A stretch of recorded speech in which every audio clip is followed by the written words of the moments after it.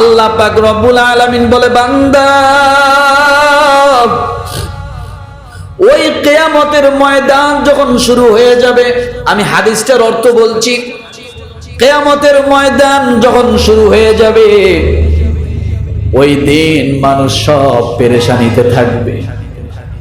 যারা পরিমাণ একটা নেকি যদি থাকে সেটাও তোমার সামনে থাকবে, যারা পরিমাণ একটা বদিও যদি তোমার থাকে, গুনাহ যদি তোমার থাকে, সেটাও আমি আল্লাহ প্রকাশ করব। ফামান ইয়ামাল মিসকালা যাররাতিন খায়রান ইয়ারা ওয়া মান ইয়ামাল মিসকালা যাররাতিন শাররান ইয়ারা। বান্দা যারা পরিমাণ নেকি আমি আল্লাহ প্রকাশ করব, যারা পরিমাণ গুনাহ যদি তোমার থাকে সেটাও আমি কিয়ামতের ময়দানে প্রকাশ করব। এবার যারার ব্যাখ্যায় মুফাসসিরিনে কেরাম বলেন, একটা বালুকণাকে যদি 70 ভাগ করা হয়, 70 ভাগ করে 69 ভাগ ফালায় দিয়া একটা ভাগ যে পরিমাণ হবে ওটাকেই যাররা বলে। আবার আরো কিছু মুফাসসিরিনে কেরাম বলেন, আপনারা গামছার যখন ভিজান, শরীরটা মোছেন, মোছার পরে গামছা যখন বালতিতে ধুয়ে রোদ্রে দেওয়ার জন্য শুকাইতে যান, গামছাটা একটা জোরে ঝাড়া দেন, দেন কি দেন না? লুঙ্গিটা ঝাড়া দেন, গায়ের শার্টটা ধোয়ার পরে একটা ঝাড়া দেন।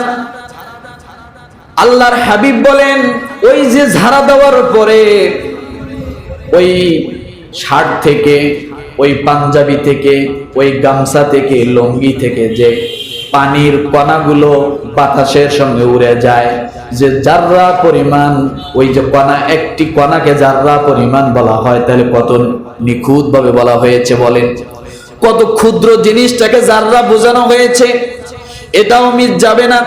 আল্লাহ বলেছেন কিভাবে হবে, ওয়াবুদিয়াল কিতাবু ফাতারাল মুজরিমিনা মুশফিকিনা মিম্মা ফীহি ইয়াকুলুনা ইয়া ওয়াইলাতানা মা লিহাযাল কিতাব লা ইউগাদিরু সগীরা ওয়ালা কাবীরা। আল্লাহ বলেন, ছোট গুনাহ বড় গুনাহ কিয়ামতের ময়দানে অবুদিয়াল কিতাব, একজন দোকানদার সারা মাস একজন কাস্টমারকে বাকি খাওয়ানোর পরে যখন কাস্টমার বেতন পায়, দোকানদারের সামনে যখন বাকিটা পরিশোধ করার জন্য যায়, দোকানদার তখন মুখস্থ বলে না এত টাকা হয়েছে। দোকানদার খাতাটা বাহির করে, নামের তালিকা থেকে নামটা বাহির করে পেজের মধ্যে যায়, যা বলে, ভাই আপনি এই মাসে এত টাকা বাকি খাইছেন, কথা ঠিক কিনা? কবে একটা ডিম নিয়েছেন সেটা লেখা আছে, কবে একটা সাবান নিয়েছেন সেটাও লেখা আছে, কবে কোন দিন একটা চকলেট খেয়েছেন সেটাও লেখা আছে। এক বস্তা চাউল থেকে নিয়ে শুরু করে চকলেটটা পর্যন্ত সেই খাতার মধ্যে লেখা আছে, দোকানদার মিস করে নাই লিখতে, কথা ঠিক কিনা? আল্লাহ বলে, বান্দা কিয়ামতের ময়দানে যখন তুমি উঠবা, অবুদিয়াল কিতাব, তোমার সমস্ত কিছু কিতাব আকারে, খাতা আকারে সামনে পেশ করা হবে। ফাতারাল মুজরিমিন মুশফিকিনা মিম্মা ফীহি ইয়াকুলুনা ইয়া ওয়াইলাতানা মা লিহাযাল কিতাব। ওর থেকে একটুকু কিছু, কোনো পরিমাণ কোনো কিছুই বাদ যাবে না। ওই কিয়ামতের ময়দান তোমার সব উঠবে। তুমি যে মনের অন্তরে একটি কথা বলেছো, ওয়াইন তুবদু মা ফি আনফুসিকুম আও তুখফুহু ইউহাসিবুকুম বিহিল্লাহ, তোমার মনের ভিতরে কোন কথাগুলো জল্পনায় ছিল, কল্পনায় ছিল, আল্লাহ বলে সেটাও লিপিবদ্ধ, সেটাও আমি জানি।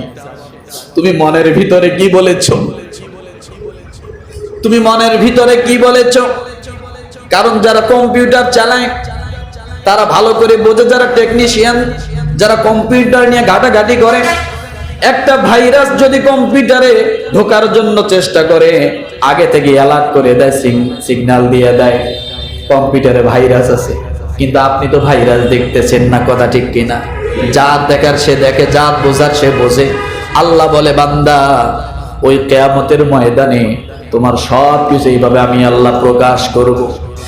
আপনার আমার সমস্ত আমলগুলো যখন আল্লাহর সামনে উপবেষ্টন করা হবে, আল্লাহর সামনে যখন তোলা হবে, আল্লাহর হাবিব বলেন, মান সাতারা মুসলিমান সাতারাহুল্লাহু ফিদ দুনিয়া ওয়াল আখিরাহ। আজকের এই হাদিসটা জানার পরে মন থেকে নিয়ত করবেন, আল্লাহ এতদিন জানি নাই, এতদিন বুঝি নাই, এতদিন জানতে পারি নাই বিদায় হয়তো এগুলা করেছি। তুমি তো ক্ষমার মালিক, তুমি তো মাফ করার মালিক। আজকে এখান থেকে মাফ করে দাও, যে বিষয়গুলো জানলাম আর কখনো এগুলোর পিছনে লেগে থাকবো না। রাজি আছেন? রাজি আছেন? জোরে বলেন। এটা ক্লাস। এটা কি? এটা ক্লাস। আমি আপনাদেরকে যথেষ্ট পরিমাণ বোঝানোর জন্য চেষ্টা করি, যেভাবে আপনারা বোঝেন চেষ্টা করি। তাহলে আমল করবেন না কেন? কথা ঠিক কিনা? হাদিসটা কত বড় মারাত্মক! এই হাদিসটা দুনিয়ার জন্য, আখিরাতের জন্য। আল্লাহর হাবিব ডাক দিয়ে বলেন,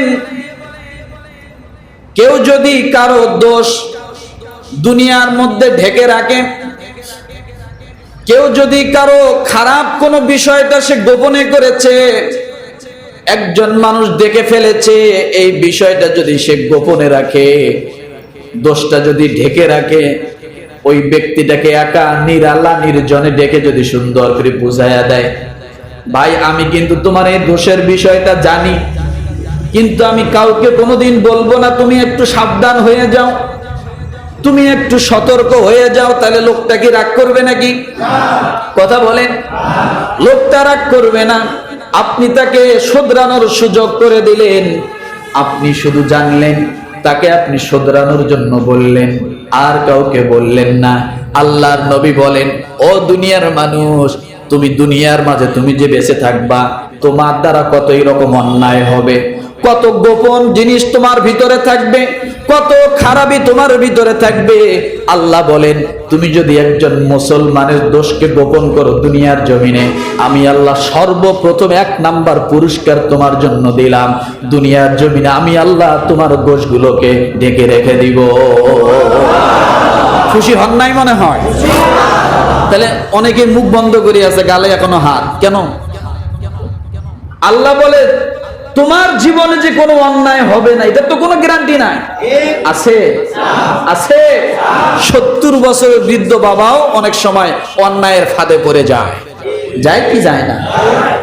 তাহলে আল্লাহ বলেছেন 1 নাম্বার পুরস্কার, নাম্বার কিন্তু দিয়েছি আমি, তার মানে সামনে আরো কিছু আছে। কথা ঠিক কিনা? আল্লাহ বলেছেন যে 1 নাম্বার পুরস্কার হলো, তুমি দুনিয়ার জমিনে কারো দোষকে গোপন করলা, যে কাজটা সে গোপনে করেছে তুমি জানো, আমি আল্লাহ অসংখ্য তোমার দোষ ত্রুটি দুনিয়াতে আমি আল্লাহ গোপন করে দেব। যেহেতু এখানে বলা হয়েছে সাতারাহুল্লাহু ফিদ দুনিয়া ওয়াল আখিরাহ, তাহলে দুনিয়ার কথাটা আছে, আছে না নাই? হাদিসের মধ্যে এটাই আসছে যে আমি আল্লাহ তোমার দুনিয়ার জমিনে অনেক দোষ ত্রুটি আমি আল্লাহ গোপন করে দিব। আমার ভাইরা, এরপরে রব্বুল আলামিন ডাক দিয়ে বলে, হাবিব আপনি জানায়া দেন, ওই কিয়ামতের ময়দানে সব মানুষ যখন উঠে যাবে, সকলের আমল নামাগুলো যখন প্রকাশ হতে থাকবে, ওই দিন মানুষগুলো একেবারে বিভীষিকাময় পড়ে যাবে, মানুষগুলো অনেক কষ্টেই পড়ে যাবে, পেরেশানিতে পড়ে যাবে। কি হবে বলেন? মানুষগুলো অনেক কষ্টে পড়ে যাবে, অনেক পেরেশানিতে পড়ে যাবে। ওই মানুষগুলোর জন্য আমি আল্লাহ 2টা নোটিশ জারি করব। কয়টা? কয়টা নোটিশ? আমি আল্লাহ 2টা নোটিশ জারি করব। সূরা ইয়াসিন আল্লাহ বলেন 2টা নোটিশ জারি করব, 2টা দলে বিভক্ত হতে বলবো। ও দুনিয়ার মানুষ, 2টা দল। আল্লাহ বলেন, ওহে পাপিষ্ঠগণ, তোমরা আজকে আমার ভালো ভালো বান্দাদের থেকে আলাদা হয়ে যাও। ওহে পাপিষ্ঠগণ, তোমরা আমার ভালো ভালো বান্দাদের থেকে কি হয়ে যাও? আলাদা হয়ে যাও। এমন কথা যদি আল্লাহ কিয়ামতের ময়দানে বলে, সকলের মাথাগুলো নিচু হয়ে যাবে, কারণ সকলের তো কম বেশি ত্রুটি আছে, আছে না নাই? সেদিন কেউ হতে চাবে না, সেদিন কেউ আলাদা হতে চাবে না। আল্লাহ বলেন আলাদা হওয়ার পরেও যখন বান্দা আলাদা হবে না, আগুনের লাঠি দিয়া, ফেরেশতাকে দিয়া আল্লাহ আগুনের লাঠি দিয়া মানুষকে তাড়া করতে থাকবে, মানুষকে হাঁকাইতে থাকবে, মানুষকে আল্লাহ পিটাইয়া পিটাইয়া মানুষকে আলাদা করবে। ভালো মানুষের দিক থেকে আল্লাহ জাহান্নামী মানুষদেরকে আলাদা করবে, জান্নাতি মানুষদেরকে আলাদা করবে। ও মুসলমান, দুনিয়ার জমিনে একজন পুলিশের হাতে ব্যাতের লাঠি, র্যাবের হাতে ব্যাটের লাঠি, কিন্তু আল্লাহ পাক রব্বুল আলামিন বলেন ওই কিয়ামতের ময়দানে আমি আল্লাহ ফেরেশতাদের হাতে আগুনের লাঠি দিব। কিসের লাঠি? আগুনের লাঠি দিব। যেখানেই মারবে সেখানেই কি হবে বলেন? সেকা লাগবে। ব্যথা তো লাগবে, সেকাও লাগবে, কথা ঠিক কিনা? আল্লাহ পাক রব্বুল আলামিন বলেন সেদিন মানুষগুলো বিতৃষ্ণা হয়ে যাবে, সেদিন মানুষগুলো ছটফট করতে লাগবে, সেদিন মানুষগুলো কোনো ঠাঁই পাবে না, জমিনটা তামা তামা হয়ে যাবে, মানুষের মাথার মগজগুলো টকবক করতে থাকবে। কিয়ামতের ময়দানে হিসাবের জন্য আমি আল্লাহ দাঁড় করাবো, হিসাবের জন্য দাঁড় করাবো। আল্লাহ বলেন একজন মানুষকে আমি আল্লাহ ডাক দিব। ভালো করে কান লাগান, মিজানের পাল্লা পর্যন্ত এখনো যায় নাই, হিসাবের জন্য কি কাতারে? কথা বলে না, জোরে বলেন। হিসাবের জন্য কাতারে দাঁড় করানো হবে। এমন সময় আল্লাহ একজন মানুষকে ডাক দিবেন, ডাক দিয়ে কি করবেন? মানুষটাকে আল্লাহ বাহুর পিছনের দিকে নেবেন। সুবহানাল্লাহ বলেন। বাহুর পিছন দিকে নেবেন, নিয়া আল্লাহ বলবেন ও বান্দা দেখো, হাতটা উঠাইবেন, আল্লাহর কুদরতি হাতটা উঠায় দিবেন, পর্দা সিস্টেম করে দিবেন বান্দাকে। আল্লাহ বান্দার আমল নামাতে এমনি ধরবেন যাতে কেউ না দেখে। আল্লাহ বলবে বান্দা তুমি দেখো তো তোমার এই কাজগুলো, তোমার এই গুনাহগুলো তুমি করছো নাকি, তুমি এই খারাপ কাজগুলো করছো নাকি। সেদিন বান্দা বাহুর তল দিয়ে দেখে বলবে আল্লাহ সব আমি এগুলা করেছি। বলেন সুবহানাল্লাহ। আরাম করে নিবে যাতে কেউ আমল নামাটা না দেখতে পায়। আমরা যখন একজনের সঙ্গে কথা বলি, ঠিক এইরকম সিস্টেমে যখন কানের মধ্যে চুপি চুপি কিছু বলি, দূরের থেকে বলি না কাছের থেকে বলি? কাছে থেকে একবারে বাহু সাইড দিয়ে পিছন দিক থেকে এসে বলতেছে ভাই এটা নেই, এটা নেই। কথা ঠিক কিনা? যাতে কেউ না শোনে। কথা ঠিক না? আল্লাহ বলেন আমি আল্লাহ এমন করব। নবীজি বলেছেন আল্লাহ এইভাবে করবেন। সেদিন আল্লাহর সামনে বান্দা অপারগতা স্বীকার করবেন, আল্লাহর সামনে ডাক দিয়ে বলবে আল্লাহ আমি এগুলো সব গুনাহ করেছি। কিন্তু আল্লাহ বলবে বান্দা তুমি পেরেশানি হইও না। কি হইও না? আল্লাহ যদি বলে বান্দা পেরেশানি হইও না, তার কি আরো চিন্তা আছে? আল্লাহ বলবে বান্দা তুমি পেরেশানি হইও না। বান্দা আশ্চর্য হয়ে যাবে, আল্লাহ আমি কেন পেরেশানি হব না? মানুষগুলোর কি অবস্থা? নবী রাজপুত আজকে নাফসি নাফসি করছে, আপনি পেরেশানি হতে নিষেধ করছেন। আল্লাহ বলবে বান্দা তোমার একটা কাজ আমি আল্লাহর কাছে অনেক পছন্দনীয় হয়ে আছে। আরো জোরে, তোমার এমন একটা কাজ তোমার জীবনীতে আমার কাছে খুব পছন্দ। বান্দা তার কাজটা খুঁজেও পাবে না। কি কাজ করেছিলাম? আল্লাহ সেদিন ডাক দিয়ে বলবে বান্দা তুমি একজন মুসলমানের একটা ত্রুটি দেখেছিলা, তুমি একটা মুসলমানের গোপন দোষ তুমি জানছিলা, তুমি একটা মুসলমানের গোপন অন্যায় দেখেছিলা, জানছিলা, কিন্তু মুসলমানটাকে তুমি শুধরানোর জন্যই শুধু বলেছ। তোমার মুখ থেকে দ্বিতীয় কোনো ব্যক্তি জানে নাই, কাউকে বলো নাই, গোপন রেখেছ।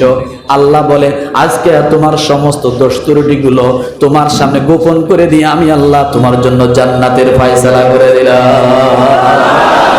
আরো জোরে, তুমি যেমন গোপন করছো, তুমি বান্দা হয়ে যদি গোপন করতে পারো, আমি আল্লাহ হয়ে তোমার দোষ গোপন করতে পারি না। মনটা ভরে যায় হাদিস শুনলে। কথা ঠিক কিনা? তুমি যদি বান্দার দোষ গোপন করতে পারো, আমি কি পারি না? আমি আজকে সব তোমার সব দোষগুলো গোপন করে দিলাম। তোমার ওই কাজটা আমার খুব ভালো লেগেছে। দেখেন আল্লাহর ভালো লাগা কোথায়, খুঁজে বের করুন আল্লাহর ভালো লাগাটা কোন জায়গায়। শুধু আপনি অন্যের দোষ চর্চা করেননি, আল্লাহর এইটাই ভালো লেগেছে, এই কাজটাই আল্লাহ পছন্দ করে জমা করে রেখে দিয়েছে কিয়ামতের ময়দান আপনাকে নাজাত দেওয়ার জন্য। আমরা ভাবি না, আমরা একটাবার চিন্তা করি না, নিজেকে নিয়ে তো করি না, অপরকে নিয়ে ব্যস্ত। কথা ঠিক কিনা আমার ভাইরা? আল্লাহর হাবিব আরো বলেন, তাফসীরে কিতাবের মধ্যে আসছে, লা তাজাসসু লা তাহাসসু ওয়ালা তাবাগাদু ওয়ালা তাদাবারু ওয়া কুনু ইবাদাল্লাহি ইখওয়ানা। নবী বলেন, তোমরা গোয়েন্দাগিরি করিও না। কি করিও না? এক নম্বরে তোমরা গোয়েন্দাগিরি করিও না, দুই নম্বর অন্যের দোষ খুঁজিও না, তিন নম্বরে পরস্পর বিদ্বেষ করিও না। পরস্পর কি করিও না? বিদ্বেষ করিও না, তাচ্ছিল্য তুচ্ছ করিও না, কাউকে হেয় প্রতিপন্ন করিও না, কারো সম্মান নষ্ট হয় মানুষের সামনে, এমন কথা তাকে তুমি কখনো বলিও না। আমার ভাইরা, চতুর্থ নাম্বার সম্পর্ক ছিন্ন করিও না। পঞ্চম নাম্বারে রাসূলের এই হাদিসে বলা হয়েছে, তোমরা পরস্পর ভাই ভাই হয়ে থাকো। কি হয়ে থাকো? তোমরা পরস্পর ভাই ভাই হয়ে থাকো। সাহাবী উমর রাদিয়াল্লাহু তাআলা আনহু বলেন, তোমরা মুসলমানের মুখের কথা ভালোর দিকে ব্যাখ্যা করো, খারাপের দিকে ব্যাখ্যা করিও না। এমন মানুষ আছে না? নাই? আপনি বলছেন তাকে একভাবে, সে এই ছোট্ট একটা কথাকে, তিলকে তাল একটা শব্দ আছে না, ছোট্ট একটা কথাকে এত বড় করে নিয়ে সমাজে ছোট করতেছে আপনাকে, মানুষের কাছে ছোট করতেছে আপনাকে, পরিবারের কাছে ছোট করতেছে আপনাকে। আপনার কোনো প্রমাণ নাই এটাকে প্রমাণ করা যে আমি এইভাবে বলি নাই, সে এমন ভাবে এটাকে বড় করেছে। আছে না? নাই? নাই মনে হয়। ছোট্ট একটা কথা।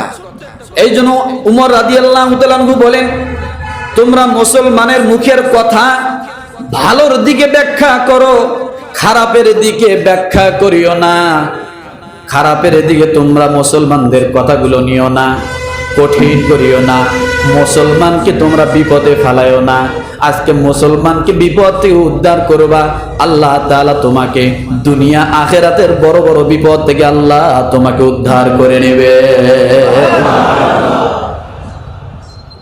এগুলো করা যাবে? হ্যাঁ, বিভিন্ন জায়গায় এরকম আছে। কারোর সাথে যদি কারো একটু শত্রুতা থাকে,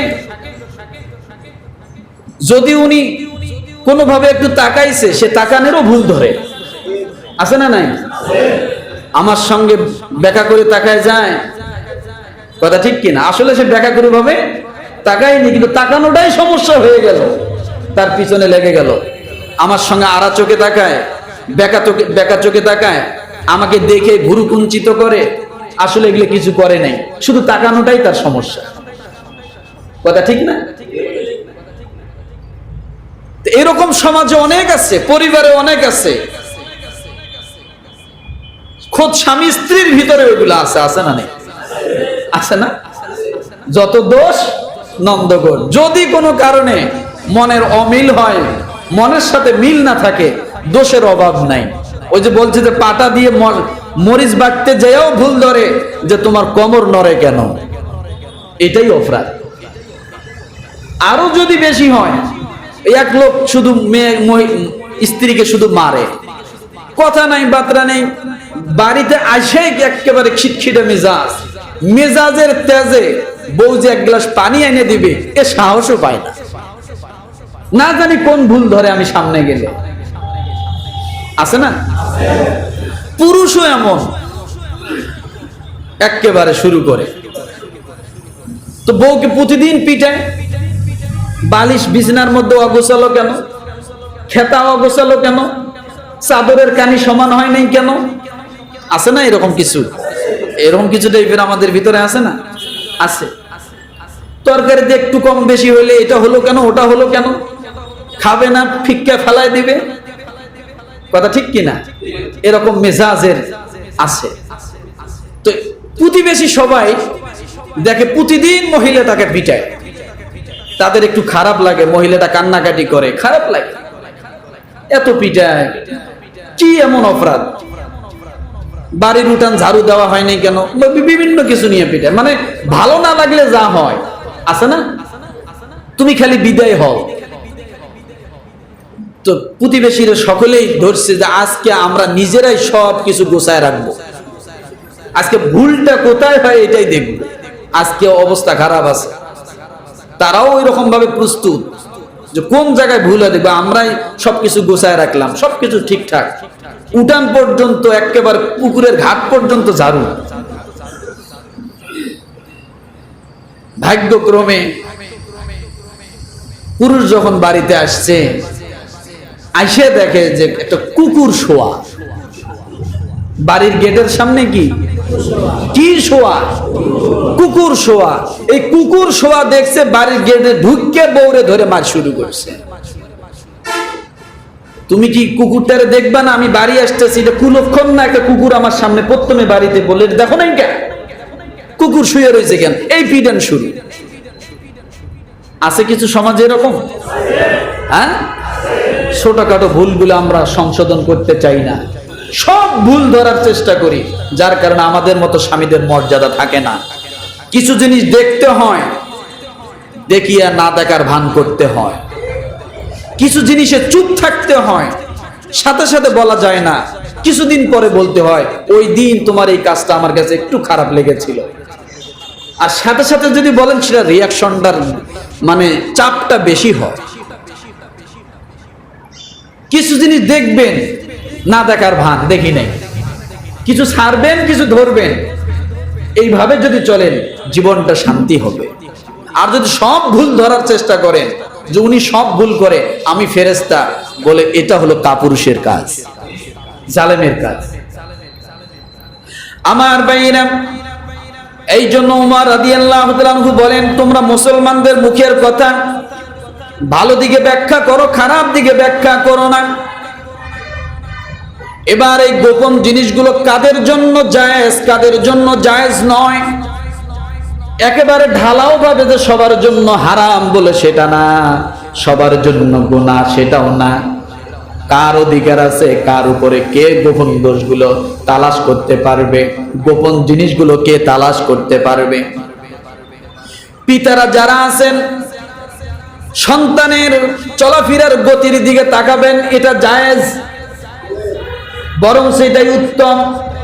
সন্তান কোথায় গেল, তার পিছনে আপনি একটা কান খাড়া করেন, চোখ একটা খাড়া করে দেন, যে সন্তান কোন গতিতে চলে, কোন দিকে যায়, কাদের সঙ্গে চলে, বন্ধু মহলগুলো কেমন। এরপরে সন্তানের মোবাইলটা মাঝে মাঝে হাত থেকে নিয়ে নেন, নিয়ে দেখেন কে ফোন দেয়, এক রাত আপনার কাছে রাখেন, একটা দিন আপনার কাছে রাখেন, কে ফোন দিচ্ছে, কাদের সঙ্গে কথা বলে, কোন ধরনের লোকদের সাথে সে কথাবার্তা বলা বলি করে। আপনার জন্য এটা জায়েজ, পিতার জন্য এটা জায়েজ, বড় ভাই ছোট ভাইয়ের জন্য জায়েজ, শিক্ষক ছাত্রর জন্য জায়েজ, অফিস স্টাফ কর্মচারীর জন্য, সাধারণ কর্মচারীর জন্য জায়েজ। আছে না নাই? কথা বলে। আর এগুলো দরকার আছে কি না? আছে না? এই গোয়েন্দাগিরি গুলো পিতা সন্তানের উপর করবে, কিন্তু সন্তান যদি পিতার পিছনে গোয়েন্দাগিরি করতে যায়, এটা কি জায়েজ হবে? কথা বলেন, জায়েজ হবে? গুনাহ হবে কিনা? গুনাহ হবে। ছোট ভাই যদি বড় ভাইয়ের পিছনে লেগে থাকে, তাহলে কি হবে? হবে না। ছাত্র যদি শিক্ষকের পিছনে লেগে থাকে, এটা কি হবে? আল্লাহ তাআলা এগুলোকে জায়েজ সেই কথাই বলেছেন। বড়রা ছোটর দিকে নজর রাখবে, খেয়াল রাখবে, তারা কাদের সঙ্গে চলে, তাদের বন্ধুগুলো কেমন, কোন দিকে চলাচল করে, নেশা করে কিনা, এগুলো সব কিছু পিতা, বড় ভাই, শিক্ষক এবং বড়রা খেয়াল করবে ছোটদের উপরে। এরপরে শাসক তার দেশের জনগণের উপরে রাখবে নজর। কি রাখবে বলেন? শাসক তার জনগণের উপরে নজর রাখবে, কোথাও কোনো অন্যায় খারাপি হয় কিনা। এইগুলা জায়েজ। এরপরে বলা হয়েছে কোন ধরনের গোপন জিনিসগুলো সন্ধান করা জায়েজ নয়, কোন ধরনের দোষ খোঁজাগুলো জায়েজ নয়, কোন মানুষের জন্য জায়েজ নয়। সাধারণ মানুষ বড়দের জন্য দোষ খুঁজবে, এটা কখনো জায়েজ নয়, এটা কখনো এটা জায়েজ নয়। ওই যে বললাম, ছেলে পিতার দোষ খুঁজতে পারে না, পারে? ছাত্র শিক্ষকের দোষ খুঁজতে পারে না।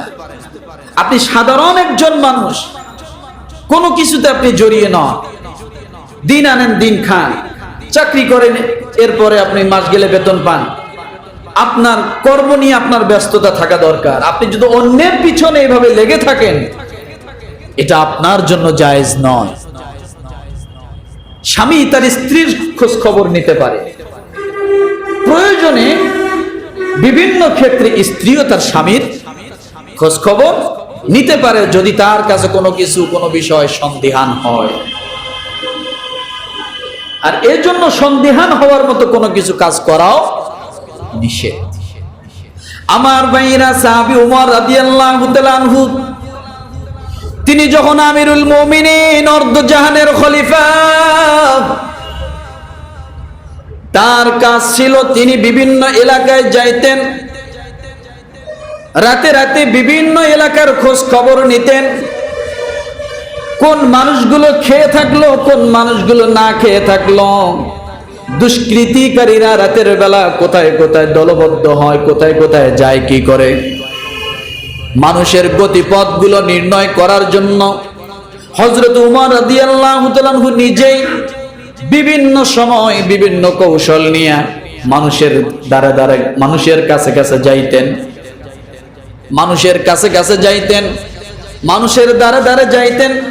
হযরত ওমর রাদিয়াল্লাহু তাআলা আনহু একটি এলাকার একটি গলিপথ দিয়ে যখন যাচ্ছিলেন, হঠাৎ করে সেই গলিপথের কাছে একটি বাড়ির ভিতর থেকে বিশাল শোরগোলের আওয়াজ শোনা যায়। কি শোনা যায়? কথা বলেন। বিশাল বড় শোরগোলের আওয়াজ শোনা যায়, গান বাজনা, বিভিন্ন ভাবে চিৎকার চেঁচাচেচির আওয়াজ শোনা যায়। হযরত ওমর রাদিয়াল্লাহু তাআলা আনহুর মনে ধাক্কা লেগে গেল, এত চেঁচাচেচি কেন, এত চিল্লাচ্ছে কেন, অস্বাভাবিক চিল্লানি, অস্বাভাবিক ভাবে মানুষের আচরণ। হযরত ওমর রাদিয়াল্লাহু তাআলা আনহু সঙ্গে সঙ্গে বাড়িটার ওয়াল টপকায়া ওই বাড়ির ভিতরে প্রবেশ করলেন। প্রবেশ করে দেখে কিছু সংখ্যক যুবক তারা মদ খাচ্ছে। কি খাচ্ছে? মদ খাইয়া চিল্লা চিল্লি করতেছে। হযরত ওমর রাদিয়াল্লাহু তাআলা আনহু ধরে বসলেন। আশ্চর্য কথা, তোমরা মদ খাচ্ছ, এভাবে চিল্লা চিল্লি করতেছো, কারণ মদ খাইলে তো বেসামাল, কথা ঠিক কিনা? মাথা ঠিক নাই। আল্লাহ বলেন, ইয়া আইয়ুহাল্লাযীনা আমানু ইন্নামাল খামরু ওয়াল মাইসিরু ওয়াল আনসাবু ওয়াল আজলামু রিজসুম মিন আমালিশ শাইতান। মদ, জুয়া, এগুলো শয়তানের কাজ। কার কাজ? কার কাজ? আমার কথা কথা বলেন। সূরা মাইদায় আল্লাহ বলেছে এগুলো হলো শয়তানের কাজ। কারণ মদ খাওয়ার পরে মানুষের দিমাগ ঠিক থাকে না, কথা ঠিক কিনা? হযরত ওমর রাদিয়াল্লাহু তাআলা আনহু ধরে বসলেন। আশ্চর্য কথা, তোমরা মদ খাচ্ছ, তোমরা শোরগোল হট্টগোল করতেছ। সব যুবকরা কাঁপুনি শুরু হয়ে গেল।